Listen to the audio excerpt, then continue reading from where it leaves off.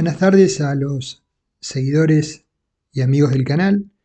Vamos a presentar un video que trataré de que sea lo más breve posible, porque no pretendo enfocarme en temas teóricos, sino conceptuales. Los temas teóricos sobre este aspecto lo hemos tratado en los videos de la cátedra de Hormigón 1 respectivos subidos al canal. Hablaremos unos minutos sobre la evaluación de la inestabilidad en columnas de hormigón armado. ¿A qué me refiero? A lo que vulgarmente se conoce como pandeo, ¿sí? Pandeo de columnas. Entonces, ante consultas sobre este tema, intentaremos desarrollar algunas ideas básicas, introductorias, sobre el enfoque de la verificación a pandeo de columnas de hormigón armado. Trataremos de tomar dentro del campo de normativas actuales como referencia, cuando debamos hacer alguna referencia, el código ASI 318-2019, y para presentar algún diagrama de flujo que es más ilustrativo, una versión del código ASI 318 del 2005. Sabemos que los requisitos a los cuales nos enfrentamos los ingenieros estructurales son cada vez más exigentes. Se nos indica que tenemos software potentes de resolución y por lo tanto podemos resolver estructuras más complejas, y esto hace que sea bastante más habitual que tiempo atrás que se nos presenten en ocasiones columnas con esbelteces relativamente importantes, donde analizar el fenómeno de inestabilidad cobra relevancia. Estos son casos concretos. Fíjense a la izquierda la altura de la columna y la esbeltez de esa columna, ¿sí? De un edificio de muchos niveles. Entonces, en nuestro caso, como tema introductorio, vamos a plantear hipotéticamente que estamos tratando de resolver la estructura de nuestro modesto edificio, donde el primer nivel, por una cuestión arquitectónica, tiene una más que doble altura, una altura de las columnas de 8 metros, ¿sí? Apoyada sobre una platea y vinculada con losas y vigas de hormigón armado en el nivel superior. Y trataremos de plantear conceptualmente cómo abordar el diseño de la misma. Entonces, supongamos que tenemos que verificar la estabilidad de la columna del edificio anterior, donde al nivel de arranque la altura de las columnas de borde es de, a modo de ejemplo, 8 metros. Entonces, intentaremos solo mencionar los pasos a desarrollar. El primer paso sería evaluar si podemos considerar la estructura indesplazable o debemos tomarla como desplazable. Ustedes dirán, ¿de qué habla este señor? ¿Qué estructura es indesplazable? En la realidad, ninguna estructura es indesplazable. Lo que sí podemos tomar en consideración que las estructuras que tengan un desplazamiento reducido, los fenómenos de segundo orden pueden ser ignorados en el diseño en forma práctica. Pero todas las estructuras son en cierta medida desplazables. Pero ¿sobre qué base definimos el concepto de desplazable o indesplazable? Bueno, según el código o reglamento que tomemos, habrá diferentes criterios. Pero en términos generales, del diseño que planteamos estructural de nuestro edificio, si observamos que hemos colocado tabiques rigizadores en ambas direcciones, con una magnitud de los mismos adecuada y con una ubicación en planta adecuada,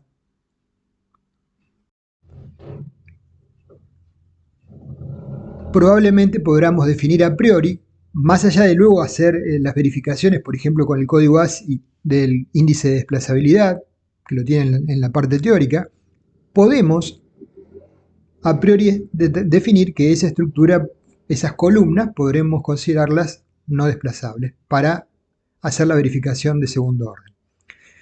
¿Por qué hablo de que la ubicación en la planta estructural de los tabiques tienen que ser adecuados? Porque normalmente los tabiques terminan aportando un porcentual muy importante para definir el centro de rigidez de piso. ¿Qué es el centro de rigidez de piso para aquellos que lo olvidaron? Sería el punto en una dirección dada donde aplicada una fuerza resultante horizontal, la estructura, si es una estructura de una losa maciza, se desplaza paralelamente a sí misma sin girar. Le aplica una carga según el eje y se desplaza paralelamente a sí misma. Si por el contrario al aplicarle en el centro geométrico la fuerza H de viento, la losa se desplaza y gira, entonces la resultante no está aplicada en el centro de rigidez, sino a una cierta distancia del mismo. Esto lo vemos acá en este esquema tan grosero. Tenemos un núcleo de tabiques a la derecha y un grupo de pórticos que conforman la estructura a la izquierda. La fuerza H, la resultante del viento, se supone que está en el centro geométrico de la fachada, y el centro de rigidez, CR, está ubicado más cercano al núcleo de tabiques. Por lo tanto, acá se presenta una excentricidad que va a originar en planta un momento torsor y va a obligar a considerar, si lo analizamos con criterio, más allá de, acá no hay que sacar ningún índice de desplazabilidad, estas columnas son desplazables, ¿sí? Por lo menos todas las columnas del sector izquierdo, para analizarlas. Sin duda, y si nos da otra cosa es que hemos aplicado algo mal, ¿sí? ¿Se entiende el concepto? Tratar de que el centro de rigidez y el punto de aplicación de la resultante de la fuerza por nivel de viento estén lo más cercanas posibles, que E tienda a 0, o tenga un valor despreciable. En cuanto al concepto que hablamos de que tengan una rigidez adecuada a los tabiques colocados, uno puede decir que es adecuado.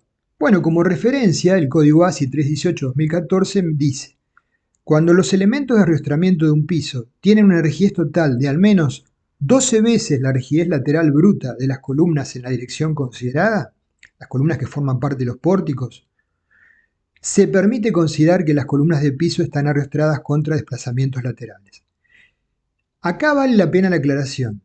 Esto si no hay asimetrías importantes en la ubicación en planta de los tabiques, o sea, si la distancia entre el centro de rigidez y el punto de aplicación de la fuerza horizontal, esa excentricidad es pequeña o, no digo nula, pero muy reducida. Un caso muy básico: en rojo el tabique, en amarillo vigas, en verdes columnas. Adrede, si analizamos la dirección I, ¿sí?, en vertical, una fuerza resultante aplicada en el centro geométrico en el eje C, ¿qué va a ocurrir con esta estructura? Que se desplaza y que gira. ¿Por qué? Porque el centro de rigidez está más cercano al eje B que al eje C, y la en el eje C, la resultante equivalente de las fuerzas aplicadas por nudo. Y por lo tanto hay una excentricidad que se manifiesta en la rotación. Bueno, este es un caso, en este sentido pasa exactamente lo mismo, en el otro sentido, ¿sí? La resultante está aplicada en C y el centro de rigidez está entre C y D. Verificado esto, supongamos que definimos que nuestra estructura es desplazable. Como dije, en realidad todas las estructuras reales lo son en cierta medida, solo que en algunas situaciones podemos ignorarlo. Ahora, la segunda cuestión que me puedo preguntar, si definí que es desplazable: ¿tiene tabiques con dimensiones adecuadas y bien posicionadas en planta para poder ignorar la tendencia a la inestabilidad global de la estructura, no ya asumiendo que los nudos son desplazables? ¿Sí? O sea, si es desplazable, ¿cuán desplazable es? Porque si es excesivamente desplazable, puede ser que se presente un riesgo aún más grave, no ya de una inestabilidad local de una columna, sino de una inestabilidad global de mi estructura. Quizás algunos que escuchan esto piensen que es un concepto solo teórico y que en la realidad no se presenta. Vamos a ver, para responderles, un caso real que está en la bibliografía, lo pueden encontrar, de inestabilidad global, en forma muy breve, para seguir con el tema. Este es un edificio de 16 niveles con esta planta, ¿sí?, de vigas y columnas, donde básicamente las columnas son rectangulares de un ancho pequeño y de una extensión del orden del metro, metro 50. Entonces, con cortes, ¿sí?, losas macizas, lo que sería el núcleo de escaleras y ascensores en realidad no es un núcleo en sí mismo, sino son columnas como la P4, la P5, la P9. Todas tienen una condición, que tiene una buena rigidez en la dirección normal al eje menor, pero tienen una rigidez muy baja en la dirección al eje horizontal.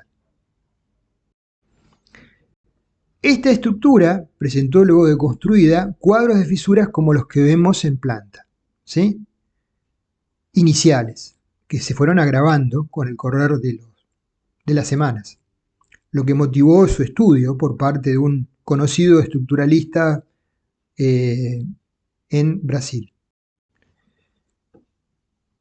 quien evaluó que la zona de ascensores y escaleras en realidad no constituye en este caso un núcleo rígido que limite la indesplazabilidad y que tampoco hay pórticos en la dirección de la mayor longitud.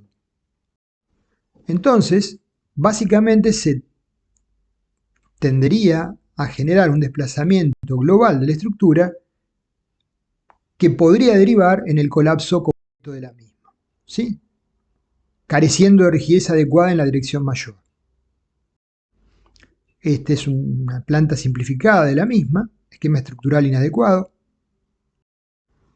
Y este es el esquema de fisuración cuando ya se decidió, luego del peritaje, adoptar medidas correctivas para resolver el problema, ¿sí?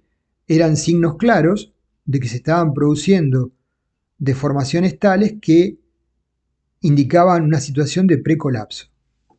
Las fisuras 6 y 7 dividían en dos bloques a la estructura literalmente. 6 y 7, en el centro geométrico. Entonces, volviendo a nuestro tema, como el código ASI 318-2019 verifica ¿cómo realiza esta verificación de inestabilidad global el código 318-2019? Bueno, lo vamos a ver en el diagrama de flujo que presenta el citado. Acá podemos visualizar el diagrama de flujo que nos presenta el código ASI 318-2019, comenzando por evaluar la esbeltez de la columna. Si es reducida, podemos ignorar los efectos de segundo orden. Si no lo es, en cuyo el código establece cuáles son los límites, tenemos que analizar si la columna presenta los nudos inferior y superiores desplazables o no. Si son desplazables los nudos, vamos por el camino de la izquierda, ¿sí? Y si podemos considerar indesplazables los mismos, vamos por el camino de la derecha. En cualquiera de los dos casos, tenemos que luego verificar la condición que acabamos de mencionar recién.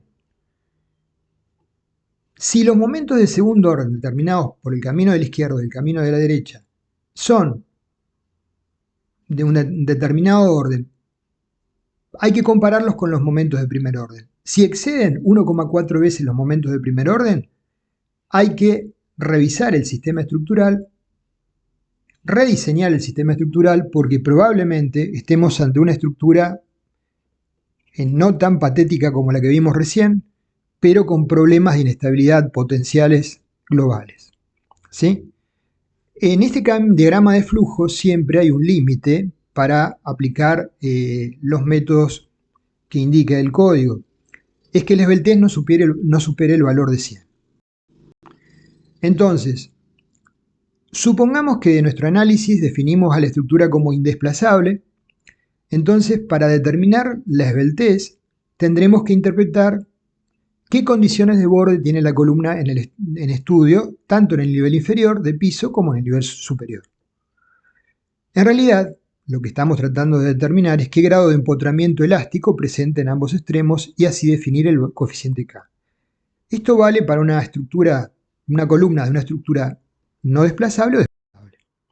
Básicamente, el lambda es el parámetro a determinar, es LU, la longitud de la columna entre piso y techo, dividido el radio de giro R por el coeficiente K. ¿Sí? K para estructuras no desplazables siempre vale menor o igual que 1, podemos en forma conservadora tomar 1, y para estructuras desplazables siempre vale mayor a 1, y puede ser sensiblemente mayor para estructuras con configuración, por ejemplo, de entrepisos sin vigas, muy desplazables.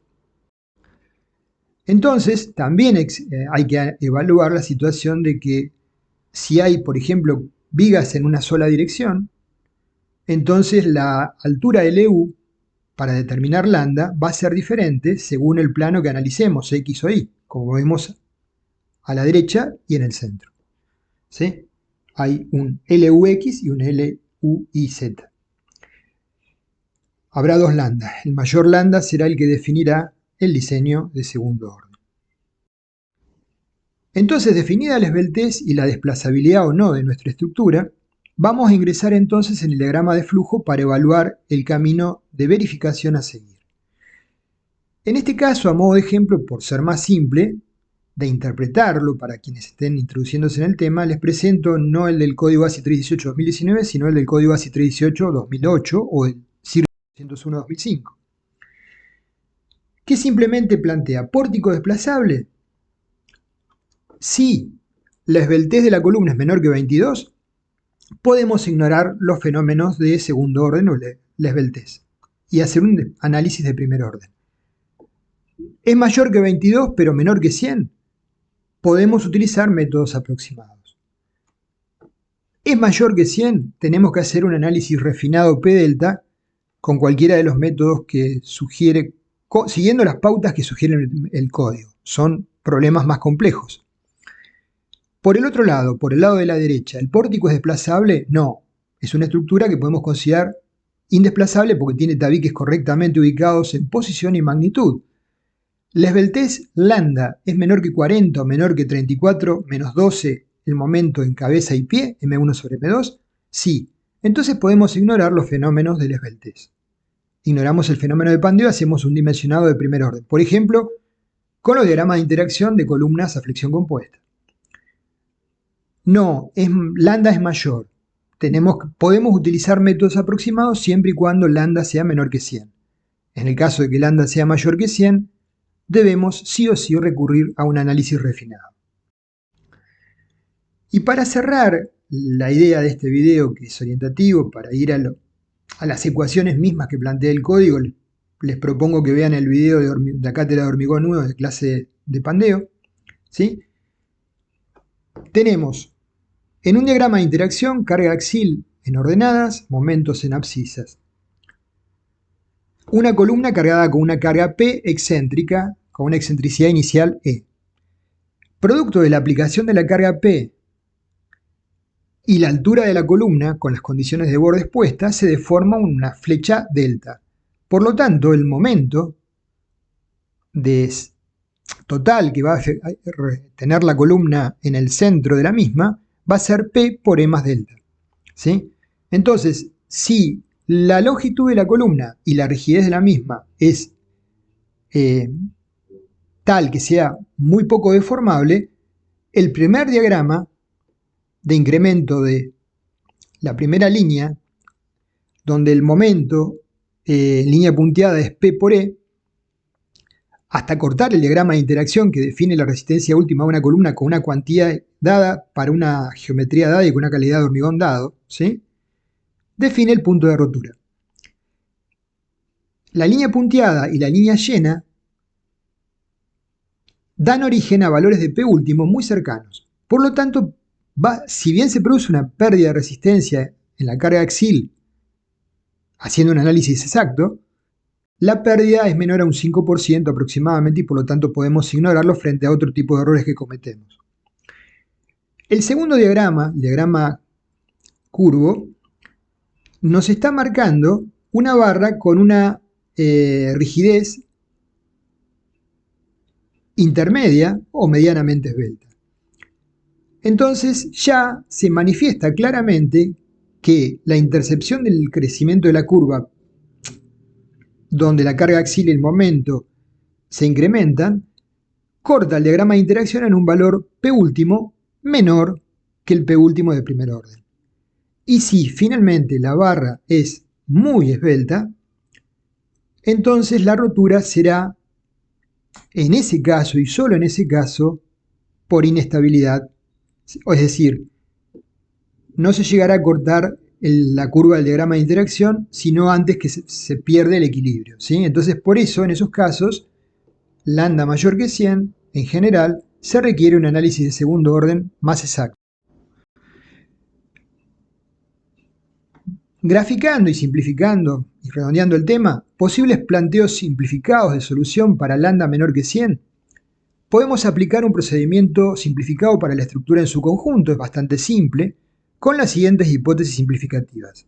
Considerar una rigidez E por I, E módulo elasticidad e I momento de inercia de vigas y de columnas reducida, que el código nos establece los valores orientativos, equivalente para los distintos elementos, tabiques, vigas, columnas, losas, y considerar ese valor constante a lo largo de todo el elemento.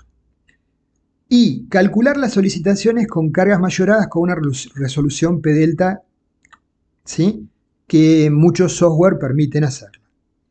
Esa es una hipótesis que es sencilla, la mayoría de los software lo permiten, y en cantidad de trabajo acota los tiempos. El otro camino es analizar la columna en estudio como un elemento aislado de la estructura y aplicar el método de amplificación de momentos para estructuras no desplazables o desplazables. Consecuentemente, el momento m de primer orden lo afectamos por un delta n mayor que 1 y nos da un momento mc de segundo orden.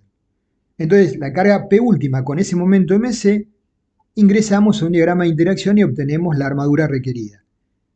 Aquí estamos asumiendo que la rotura es por agotamiento de la sección, ¿sí? Por eso terminamos utilizando el diagrama de interacción con un momento mayorado con respecto al momento de primer orden. Son los dos posibles enfoques que nos presenta el código. Vamos a ver estas ideas y cerramos el video aquí. Tenemos que diseñar una columna para que tome una carga última P igual a PA y un momento último M1. Supongamos que la columna tiene una esbeltez baja. Entonces, ignorando el fenómeno de segundo orden, llegamos a cortar el diagrama de interacción con una geometría dada y un material dado y nos da una armadura AS para la columna en el punto A, ¿sí? La carga última es P sub A. Ahora, si aplicamos este concepto de ignorar el fenómeno de segundo orden en una columna más esbelta, la curva creciente de cargas y momentos cortará el diagrama de interacción con armadura S en un punto B. Por ende, la columna tendrá una deficiencia en su resistencia y va a romper para una carga menor que P sub A igual a P sub B. ¿Cómo resolvemos esto entonces? Prolongando la curva de crecimiento de PM hasta cortar un diagrama de interacción con una cuantía mayor que a S1, que nos arroje una carga de rotura A' igual a P sub A. Entonces, luego, esto es básicamente lo que hacen los métodos simplificados, diseñamos, por ejemplo, con los diagramas de interacción o con otro enfoque, con una carga P igual a P sub A y un momento M que no va a ser M1, sino va a ser MC igual a M1 más un delta M. De esta manera, incrementando las armaduras por K, la cantidad total de armaduras naturalmente, lograremos mantener la resistencia bajo la carga última requerida de compresión, ¿sí?, considerando en forma simplificada el fenómeno de segundo orden.